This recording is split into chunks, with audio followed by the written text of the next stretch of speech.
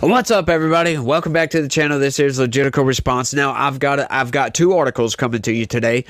A stark difference, the differences between the Democrat and Republican parties. This is going to get outright insane, y'all. Like, we talk about the Democrats constantly going after people to keep them off the ballot. We've talked about that at length. They're going after RFK Jr. They're going after Jill Stein. I just covered that story the other day. Now they're going after Cornel West. They're just going after everybody to keep them off the ballot. And I've got another freaking lawsuit of them going after RFK Jr. for crying out loud. This is getting outright insane coming from the Democrat Party. But in stark contrast to that, check this out. Republicans are central in an effort to rescue Cornel West's ballot hopes in Arizona. How interesting. Republicans are helping Cornel West. Now, you could argue outright that this is all political. It's meant to help take away from Kamala Harris. And you're probably right about that. But it is a stark difference. Once again, Republicans are helping keep more choices on the ballot. That's what Republicans are doing. And what are Democrats doing? They're trying to take your choices away. Democracy, folks. That's what their democracy is. They want to retain power for themselves, and that's it. Whoever they put up as their nominee don't give you the chance to vote in the primary. Joe Biden doesn't care about democracy because he stayed in the race knowing he was going to drop out, knowing that he should drop out at the very least, knowing he shouldn't be there, but he stayed in the race. He went through the primary, fought tooth and nail to keep Dean Phillips off the ballot. We covered those stories, matter of fact. That was insane. Fought tooth and nail to keep RFK Jr. off the ballot, fighting tooth and nail to keep Cornel West off the ballot, to limit your choices, to force you, if you don't like Trump, you're forced to vote for Kamala Harris, whether you want to or not. They don't care about your choices, Democrats. My God, please listen to what I'm saying. I am not saying this as a Republican. I am registered as an independent. I don't like the Republican Party all that much. You know, it just so happens Donald Trump is running as a Republican, but he's not your typical Republican, folks. And, you know, you say whatever the hell you want about Trump, and I'll probably agree with you, to be honest with you, because he's not a very good dude. But he can run the country better than anybody, in my opinion. Right? He's got some decorum issues. That's my only gripe. Right? I've got some criticisms from his first term, stuff I wish he didn't do. But you're not going to get a perfect presidential candidate. Can anybody, right now, if any Democrats are still watching this thing, name me a good reason to vote for Kamala Harris that doesn't mention anything about Donald Trump? Do that down in the comments for me. I'd be happy to hear from you, to be honest, but let's get into the story.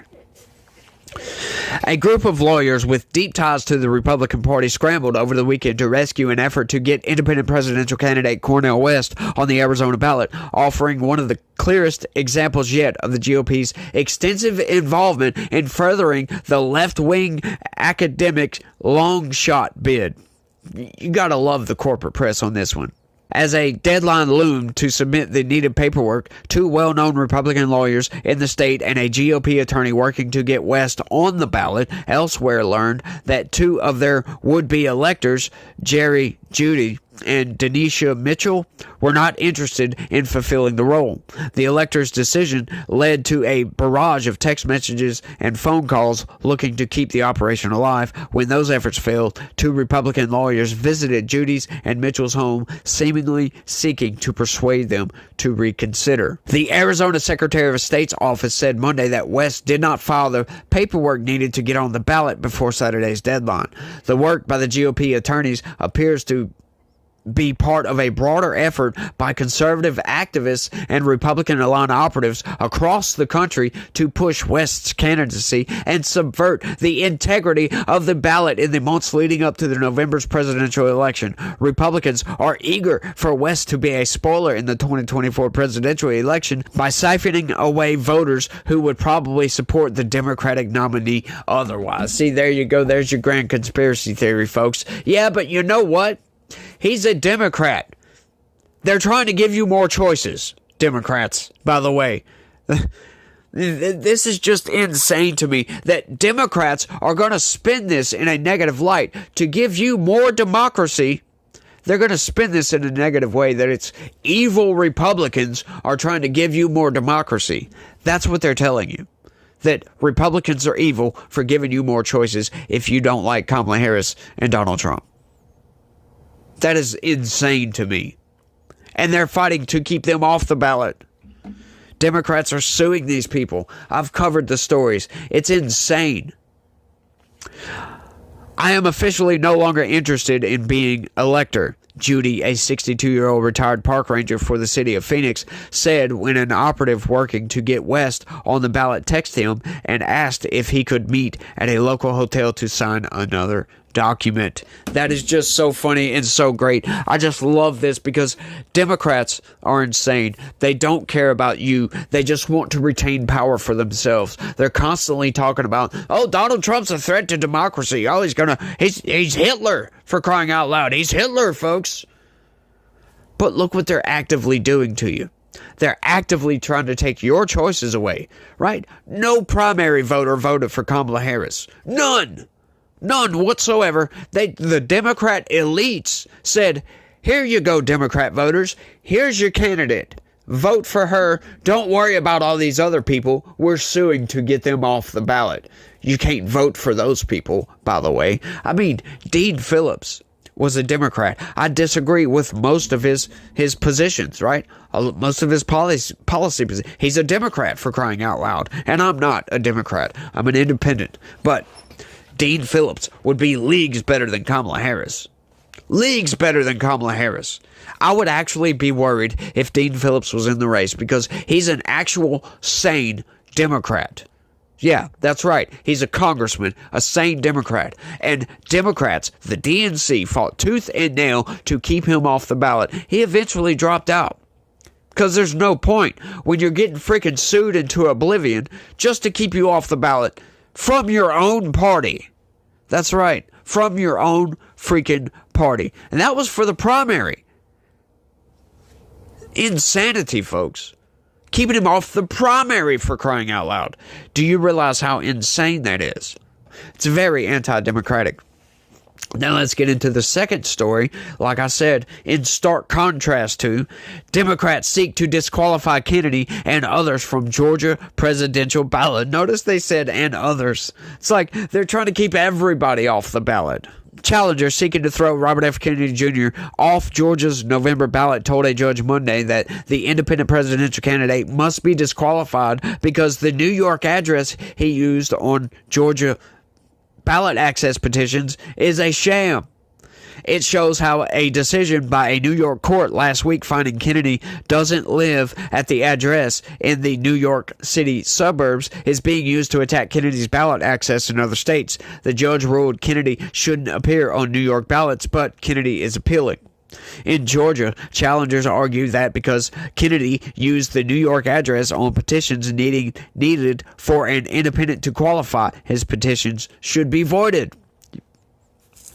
The court found by clear and convincing evidence that petitioners had shown that his New York residence was a sham used for political purposes, lawyer Adam Sparks said after a Monday hearing in Atlanta. He doesn't live there, he claimed to on each and every sheet of his petition here in Georgia. That's improper. It invalidates the petition, full stop. See what they're doing, folks? A minor little clerical error is what that is, and they're saying, oh, he can't be on the ballot, you can't have your choices for democracy. Who gives a damn if he lives there or not? Right? And he's an independent, by the way. He's not a Democrat. He's not a Republican. He's an independent. And this is something else that I talk about. The Democrats and the Republicans are bad for this, right? The access to get on ballots for Democrats, Republicans, and independents is different. Right? It's very similar for Democrats and Republicans, but much harder for independents. And if you're in a third party, good freaking luck. Good freaking luck. Independent's probably the hardest. You have to have 10 times the amount of signatures in most states. It's nuts. 10 times the amount of signatures. Right? And the signatures needed is in the tens of thousands. It's in the 5 figures. So you need over 100,000 signatures as an independent in some states to get on the ballot. It just blows my mind what these people do to keep their democracy to themselves. But a lawyer for Kennedy presented Michael Malini, an administrative law judge, with Kennedy's voting history as evidence of his New York residency. Mr. Kennedy has been a lifelong resident of the state of New York, lawyer Larry Otter said. Otter said the challengers are improperly trying to impose additional qualifications on a presidential candidate beyond those listed in the U.S. Constitution. That a person be at least 35-year-old, be born in the United States, and live in the country at least 14 years. Otter said recent court decisions support his position. Sparks also challenged Kennedy's status as an independent. He argued that because Kennedy is running as the nominee of several parties in other states, including Kennedy's own We the People Party, that Kennedy doesn't qualify as an independent under Georgia law. Are you freaking kidding me? Are you freaking kidding me right now?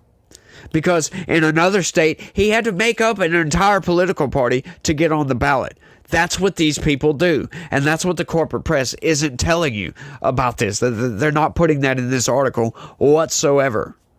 These people are insane and need to be criminally investigated, in my opinion. They circumvent requirements for qualification in Georgia by gaming the system, Sparks said. Oh my God. Yeah, you make the requirements much harder for independents. And then, what do you do when you make the requirements not only harder, but once they do get on the ballot, you sue them into oblivion over a simple clerical error that, in this case, doesn't seem to be the case. They said he's lying. He does live in New York. So what is it? Otter said the other parties aren't present in Georgia. Democrats are also challenging ballot places for independent candidate Cornel West, the Green Party, which has nominated Jill Stein, we covered that one the other day, and the Party for Socialism and Libertarians, Claudia de la Cruz. While none of those candidates are likely to win Georgia's 16 electoral votes, independent and third-party candidates could tip Georgia's balance away from Democratic Vice President Kamala Harris. Joe Biden won Georgia by fewer than 12,000 votes in 2020. So not only are they doing this in a very anti-democratic way, but at least the corporate press is telling you that, hey, if these people are on the ballot, it's going to hurt Kamala Harris, y'all. You don't want it to do that, right? Like, corporate press, what if these people don't want to vote for Kamala Harris, but really don't want to vote for Trump? Are they being forced to vote for Kamala Harris? No, they're not, because RFK Jr. decided to run for president. But you guys, Democratic Party, are trying to keep these people off the ballot because you don't want people to have choices. That's your problem. You are corrupt, and you should be ashamed of yourselves, Democrat Party. Georgia counties have determined that Kennedy, West, and De La Cruz each collected at least 7,500 signatures to qualify. Stein hopes to use a new Georgia law awarding a ballot place to candidates of a party who qualify in at least 20 other states. Malihi heard two challenges to Kennedy on Monday, as well as a challenge to De La Cruz. He'll hear challenges Thursday to West and the Green Party.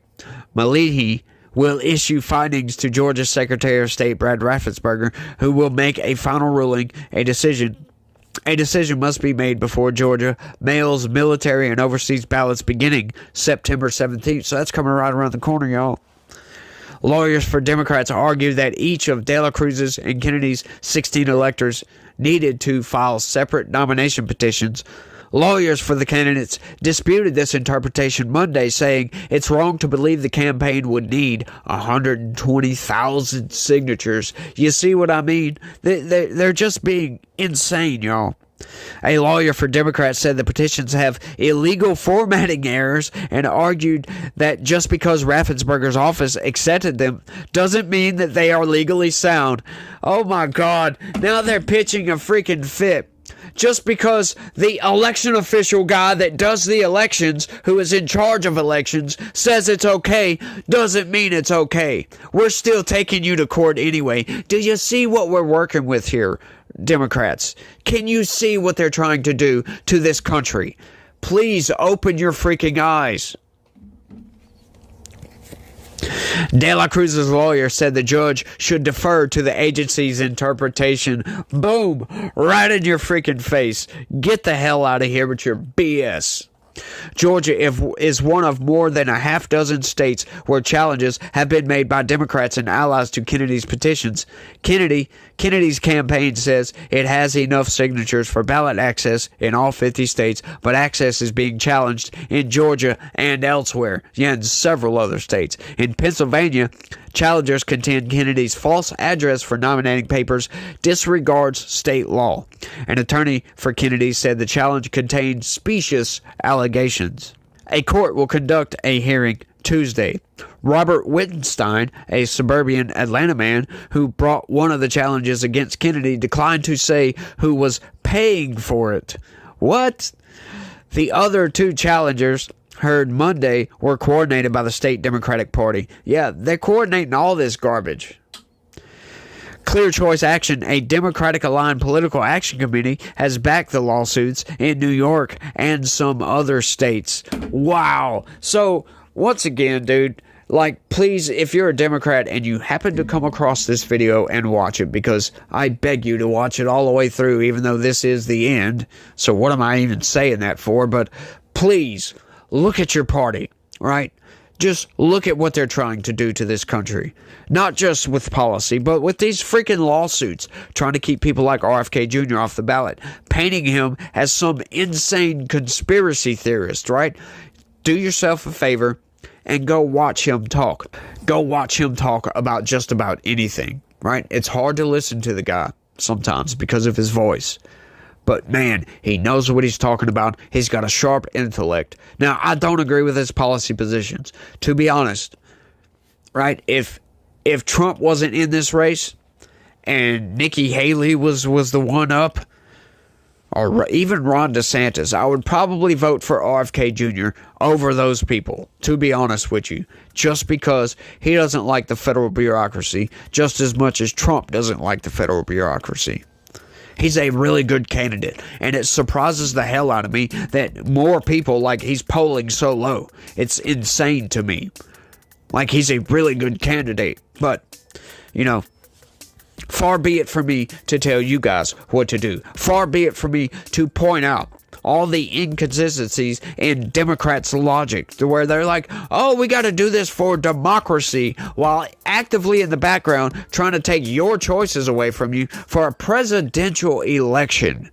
That's just insane to me. But, once again, far be it from me to point out the obvious to you guys. But I think I've rambled on for long enough on this one. I want y'all to let me know what y'all think about all this down in the comments section. Is this insane to you guys, or is this just standard operating procedure for the Democrat Party? Destroy everything as you walk right on through the door. Just blow it up behind you. Screw it. Let me know what you think down in the comments. That's all I got for this one. I want to thank everybody for watching. Y'all try to have a good day. Stay legitical. Peace.